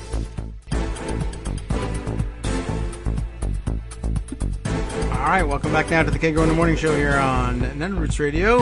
Let's see, I was getting all set to go back to the DeSantis thing, and I will, but sidetracked by a couple of other things, like 50 of them that I still have to get to, including make mention of the fact of the enormous earthquake that struck Haiti just, was it yesterday, the day before yesterday? I was traveling. I missed exactly the timing of it, but I mean, a huge thing, 7.8 earthquake. And as I recall, I guess it must have been a couple of days ago because I recall seeing, initial reports of very high numbers of deaths and, of course, lots of disruption to the infrastructure week in Haiti again, I guess. But, and just all the controversy swirling around how can we best offer aid to Haiti, given that apparently our usual go-to here, the Red Cross, does not have a great track record of operating with the trust of the Haitian people, given what happened apparently during the last disaster where millions were raised and very little actually somehow made its way to helping people in Haiti. So we'll have to check in on that situation. I have to admit, not one I've been able to monitor along with everything else, but just have to at least acknowledge that that is an ongoing crisis in our part of the world. And as long as we're spending so much time looking at things internationally, because I just went somewhere internationally, right? That's the news editor fallacy, as Greg has explained to us many times. But yeah, we'll have to keep an eye on that and catch up with things and give it more thorough coverage when better information is available and more digestible for me. But I have to at least acknowledge that. But let me get back to the Ron DeSantis thing, because that's where I started. Tim Bella writing for the Washington Post the other day. Again, the headline, DeSantis faced with COVID surge, urges Floridians to use Regeneron antibody treatment given to Trump. And then the introductory paragraph here, that he's going to do this using the Regeneron that Trump had when administered to him when he had coronavirus through the mobile clinics, which suddenly have become a good thing for Republicans because reasons. DeSantis said at a news conference in Jacksonville on Thursday that while coronavirus vaccines have been effective at preventing illness and death, more was needed to help curb the spread of the virus in a state that has become the U.S. hotbed of the latest surge of infections. Yes, more is needed. You and I all know what is needed, or at least some of the things that are needed, which, are scientifically based, like more social distancing, probably closing some large-scale gathering places, thinking about safety in the schools, allowing for mask mandates. But he's doing all the opposite of all of those things. But something needs to be done. Just not any of the things that Democrats have done, because those are bad things. Whereas giving people expensive drugs in this tiny window, which, just basically renders Regeneron not particularly effective in controlling a raging pandemic. But, Trump promoted it, so I'll promote it. So here we go. That's where we are. So yeah, it's interesting. More was needed to help curb the spread of the virus, like masks, wash your hands, keep the kids out of school probably, or at least make sure that they are masked up when they go there. But no, none of that. I meant Regeneron. The governor championed Regeneron's monoclonal antibody cocktail for those who have already gotten sick, saying it is, quote, the most effective treatment that we've yet encountered for people who are actually infected with COVID-19. And that may, in fact, be true. But again, as I understand it, the window is, I think if you're already sick and showing symptoms, it may be too late for you, which is what originally rendered Regeneron so, not useless, but useful for only a very narrow slice of COVID patients. You had to find the people who were aware that they were positive for COVID, but hadn't yet experienced any symptoms. And then, of course, I guess at some point you were probably administering a lot of expensive Regeneron to people who were just going to be asymptomatic throughout their infection, but you don't know that yet. Anyway, it's just not a large window you have. COVID's not going to go away, DeSantis said, and I immediately thought, oh, now you're in trouble with Trump, who did say that COVID was going to go away, but he's abandoned that position. So now it's probably okay to say COVID's not going to go away, although it would be interesting to run in a primary against DeSantis and run a line of Trump saying, you'll see, it'll be like, it's like a miracle. The weather will become warm and COVID will disappear. You'll see. Or maybe the clips of him saying, or he and his lieutenants saying, well, if Biden wins, all of a sudden COVID's going to go away. November 10th, you'll find out there's no more COVID, right? But more famously, in April of last year, COVID's going to go away. And then put next to Ron DeSantis saying, COVID's not going to go away. Ron DeSantis is wrong for Florida and wrong for Trump supporters in America. So, you could run a commercial like that. See how that works. Anyway, he went on to say, so the question is, how are we going to approach it? You can approach it on the front end by protecting yourself, right? That's the sensible thing to do. What he's saying here is you could prevent it on the front end by protecting yourself by getting a vaccine or wearing a mask and practicing social distancing and, not being out in large crowds, etc. But of course, if you end up in a situation where you are infected and at high risk, like being a Floridian, getting in here early this is the best shot we've got right now to keep people out of the hospital and keep them safe. Except where do you administer Regeneron? In the hospital. I think, right? I mean, it's not floating around over the counter. You can't buy it in a gumball machine, right? Maybe your doctor can just treat you as an outpatient. I don't know. But anyway, that's the idea. You could protect yourself up front, of course, but that would make me sound like a Democrat. So don't do that.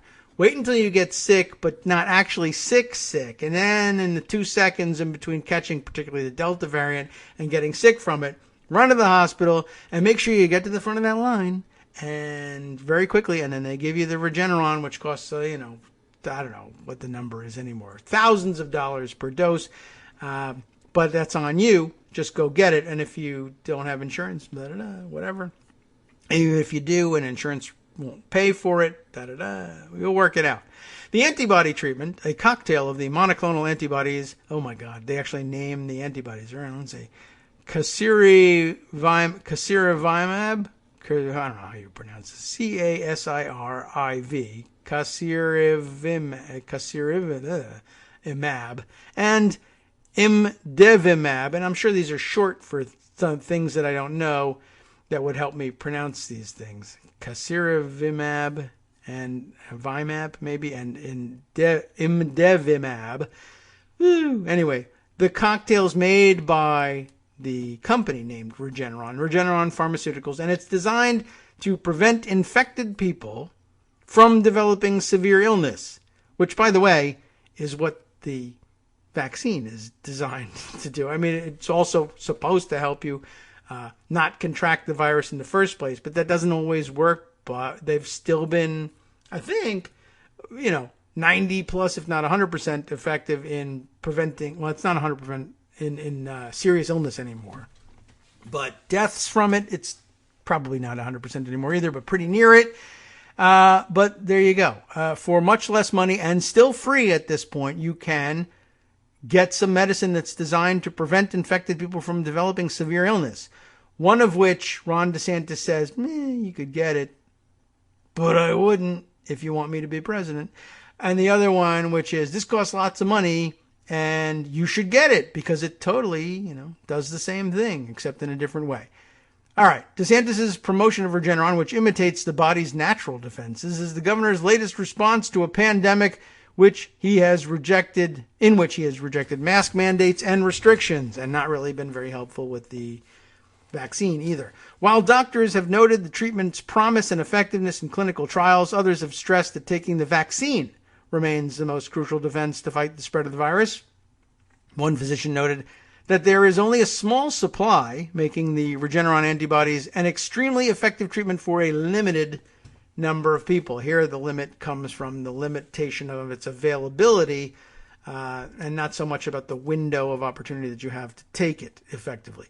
DeSantis told reporters that mobile units, which are already operating in parts of the state hit hard by the Delta variant, will be expanded throughout Florida. They're going to kick your doors down. They're not. This is a good thing, but if I were campaigning against them, I guess, as a Republican, certainly my answer would be the jackbooted thugs of the DeSantis administration are going to kick your door down and jab you full of experimental blah, blah, blah. Same thing. I mean, there's no difference in the attacks that could be lobbed against it. Anyway, DeSantis told reporters, the mobile units will be expanded throughout Florida. That means, I guess, if you're sitting in the middle of the Everglades, they'll find you and jab you with monoclonal antibodies. The Trump administration last year, here it is, initially bought 300,000 doses of Regeneron's monoclonal antibody treatment, which cost about $1,500 per dose at the time. So, I don't know, 300,000, they probably thought that would be enough. There were only, by the way, I'll remind you, about 7.5 to 8 million cases, under 8 million reported cases of COVID at the time that Trump announced this thing. So 300,000, still wasn't enough, but it was a lot closer than it is now when we're sitting at 37.5 million cases at this point. Just the reported cases in the United States. A Regeneron spokesperson said in a statement to the Washington Post on Friday that the government has now bought up to 1.5 million doses of the treatment and that it is being made available free to patients. DeSantis did not specify how many Floridians would have access to the shots. Not clear from that paragraph is whether or not, if you get the treatment under Florida's auspices, whether it will be free. If you can get it under federal auspices, I guess you got it made in the shade if you get one of the 1.5 million doses that's pre-purchased. The FDA granted emergency authorization to Regeneron in November, saying that the treatment may be effective in treating mild to moderate COVID in adults and children 12 or older, again, and is recommended for those at high risk of developing severe illness. So, those are the facts on it.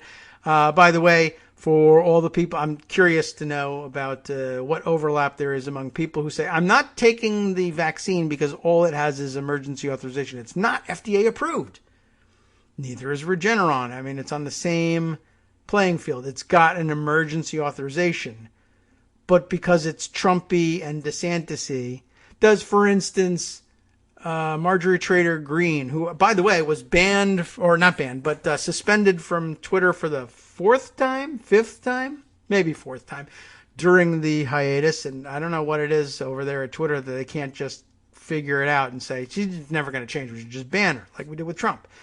But I know I've seen her partial excuse about the vaccine, in which she's coy about whether she got or not. But anyway, she's said you don't need it if you're strong and you don't have any underlying, comorbidities, which is not really true. But she was saying, or she has, I think, parroted the line from time to time about, besides, it's not even FDA approved.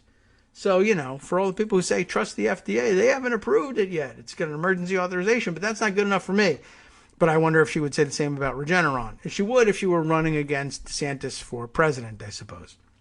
The FDA expanded Regeneron's emergency authorized use last month, enabling the treatment for people exposed to someone who had been infected, or for those at high risk of exposure in settings such as prisons or nursing homes. And that would go over huge, giving the expensive Regeneron antibody treatment that the President of the United States himself got when he caught coronavirus to the prison population. They're not giving it out to the prison population. They're giving it maybe to people who work there.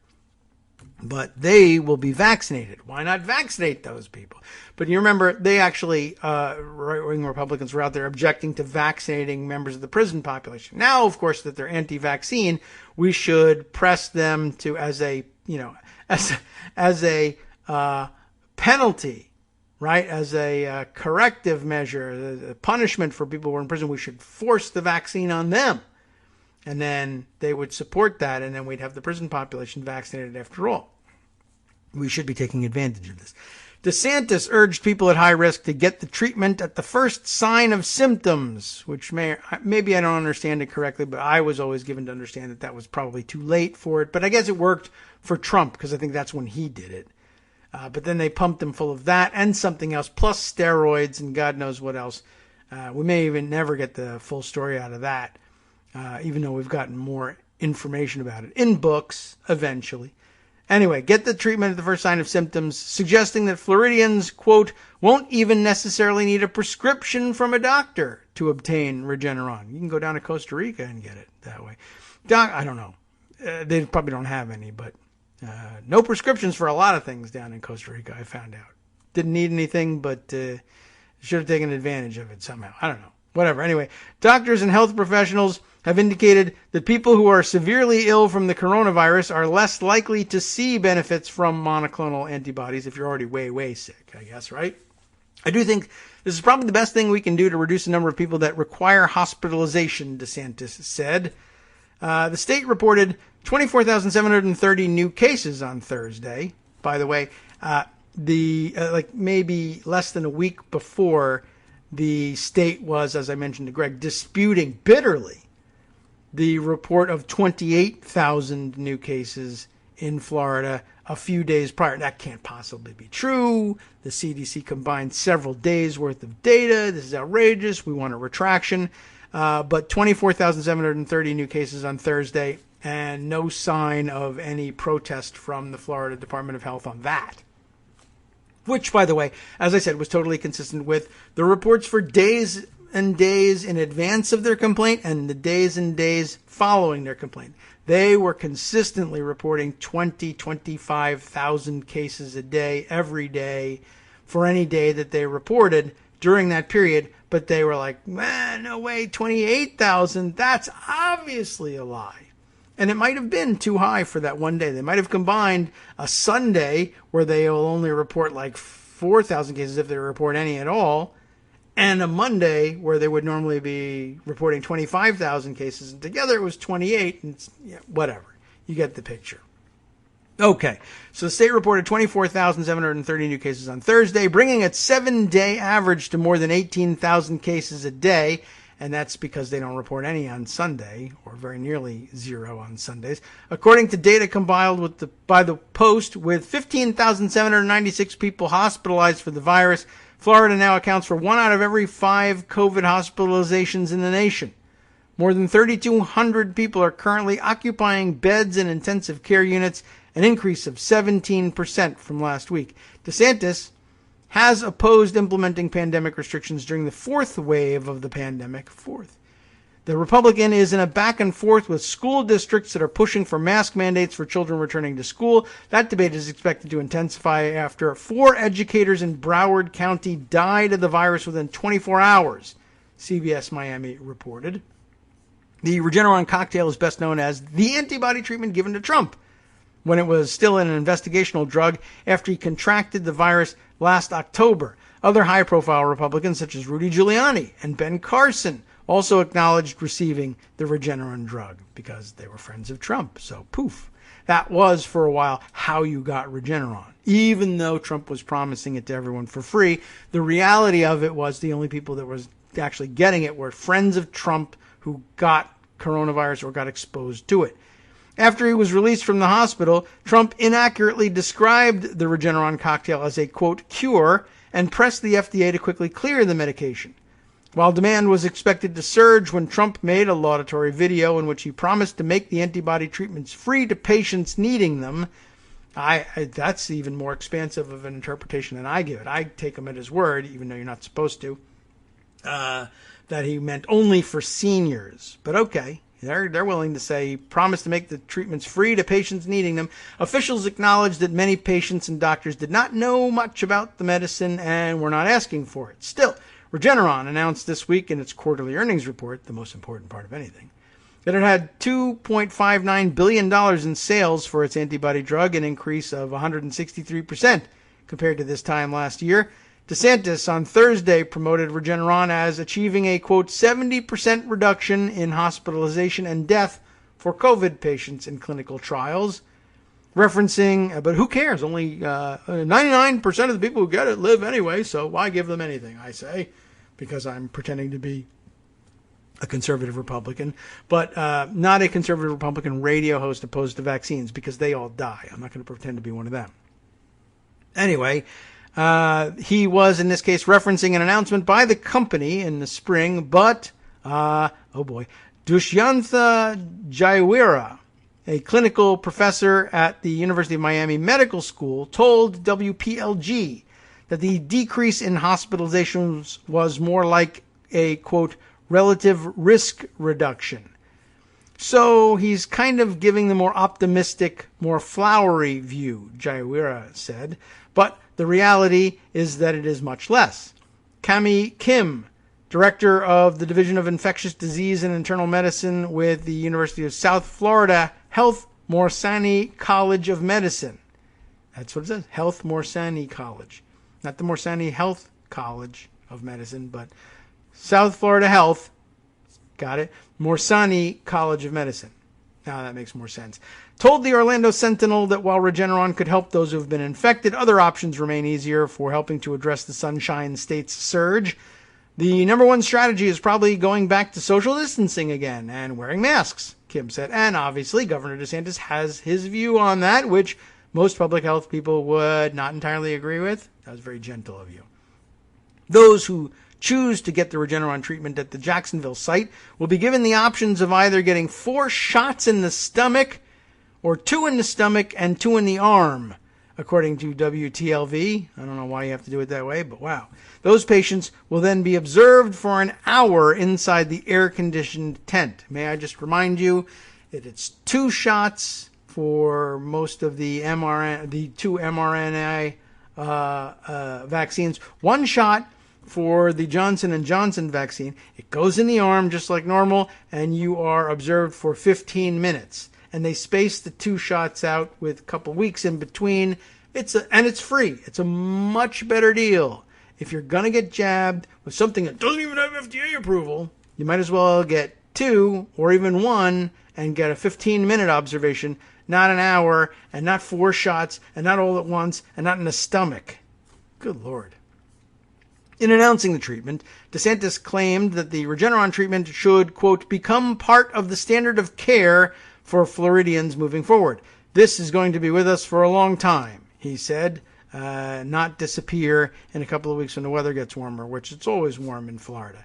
So anyway, that's that. I think at some point, it doesn't acknowledge that there were changes made, but I'm wondering whether it seems to me that they changed the approach to the reporting, and they may have revised things along the way in between Thursday and now. Not because I was complaining that there was no mention of Trump in there. I said that I didn't see one, or I asked whether I had missed it, and somebody else with a sharper eye said, no, it's there, but it's down at the bottom of the article. But when I went back to look, it was there, but they had embedded the video of Trump pitching the Regeneron, the October 8th video. And now it appears to be gone, which is too bad because that's what I was depending on for archiving that video once and for all. Anyway. I was just sort of perplexed by the approach to the DeSantis story. Like, why wasn't it the headline that DeSantis was promising something that had already been promised to all vulnerable Americans, but was never delivered on? And that seems like a major, major story. Like, it should be a huge scandal.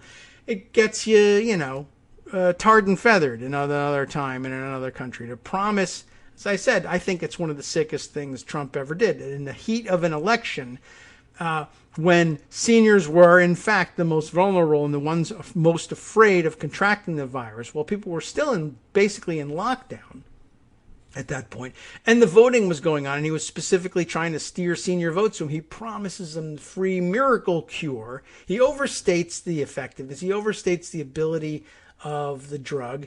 He's lying about how he feels at the time that he makes the video. For God's sake, we finally find out in the books later on, because no one would report it at the time, although I think we all got an inkling of it. Why not just say it? I don't know. And then he promises everybody this stuff, and then it's like, all right, well, then they vote, and then I don't have to do anything. I'll concentrate instead on stealing the election, which then became the subject of another book later on, and we only find out about 6 months down the road. Okay. A million other things I wanted to get to. Not going to have time for all of those things. But, I wonder if this... probably won't link to an earlier version. But I parked this DeSantis article apparently twice in Pocket. But, yeah. Oh, no. This one actually appears to have the video. Or unless it was just maybe an issue with getting the video to load on the other screen. But okay, it's there, and after the show, I'll go and grab it if I can. I don't even know how to archive something like that, but I'll try and figure something out. All right, other stories I wanted to share with you in the limited time we have left here. I saw what was almost assuredly a joke circulating on Twitter. I don't know who's making the joke here. Alan McLeod, who is a senior staff writer and podcast producer for Mint Press News. And I don't believe I have run into him in the past, but he says he mostly tweets about U.S. and Latin American politics. Latin America. And complain bitterly, he says, about corporate media. So, he may have something going on there, but we'll figure out what it is. He makes the joke about... Well, he combines a number of today's stories, Latin America and Afghanistan. Breaking, my sources are telling me that Juan Guaido, there we go, you remember him, has declared himself interim president of Afghanistan. For those of you who don't remember or your mind was erased by my mispronunciation of his name, Juan Guaido is a Venezuelan politician, former member of the Social Democratic Popular Will Party, as a matter of fact, according to Wikipedia. But the guy who, as I recall, declared himself to be the legitimate acting president in Venezuela, having disputed the results of the actual election there, and got the backing of the United States to do so.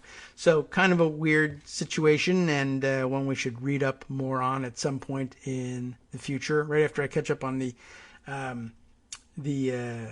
Haitian earthquake. But I wanted to bring that up because now I'll tease you with something we can cover perhaps tomorrow.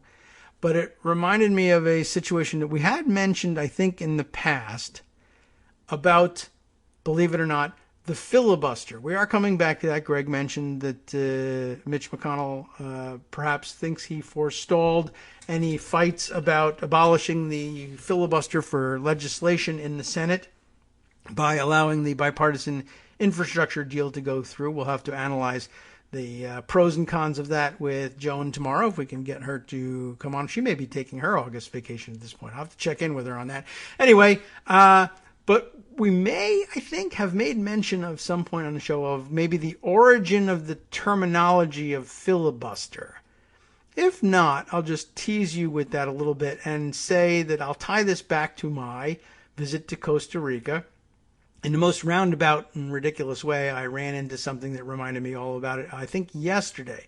Actually, as I was taking one of my sons around to in a throwback moment to play Pokemon Go in Costa Rica, where there are apparently some weird and exotic, for our players here in the United States, fake animals available in the game.